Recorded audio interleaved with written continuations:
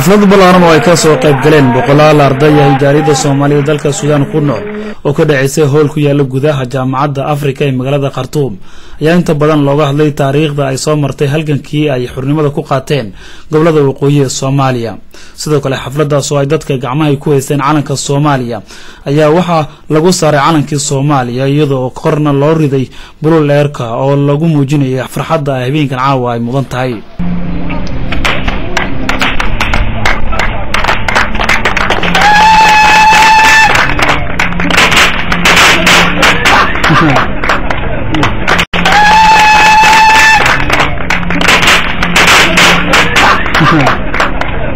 قصولك سفارة الصومالية دالك السودان مدن إبراهيم جورة محمد وجوبجوكا حفلة داسية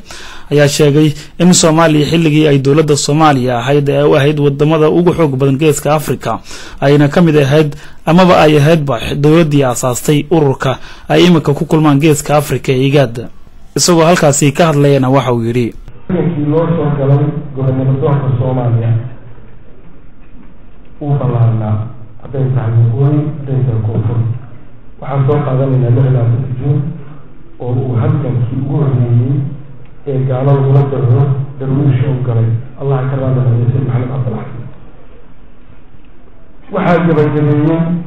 Allah ka raada Allah ma xariiso oo calankii oo halkankii gudaanay Prime Maxamed Ibrahim Gaal iyo guddiga hogaaminaya ayaa yiri oo sidoo kale Soomaaliya من محمد عبد الله حسن إلا محمد إبراهيم قال أنت ولا حيتي أنت شيء كل ما طي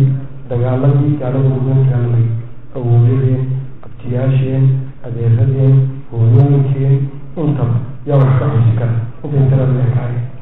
دحال كان يدور سينا يقول دحال سينا مركي كانوا يقولون كانوا من الصومال الحرية محمود يعني ما حي من يد أحد أنكحها waxaan ku baraarujinayaa waxda Soomaal oo siyaadada karaamada raadiga xubinta kooxda mutaxida idinka samayn kara sida aad maanta isugu timaadeen oo aad u muujiseen in Soomaaliya mid tahay ayaa ku filan meel walba aad joogtaan muujiya Soomaaliya mid tahay oo isku diin tahay oo walaalo tahay hanooda Soomaaliya sidoo kale hooyo Soomaaliyeed oo lagu magacaabo Maama Maryan oo halkaasi ka qaaday heeso iyo dhirigelin ah oo ay ku muujinaysay dareenkeeda ku aadan munaasabadan ka soo wareegtay 52 sano xornimada xilligii ay qaateen xornimada gobolada waqooyi ee 26 Juun ayaa idan halkaasi hadalay iyo qiiro heesale ka qaaday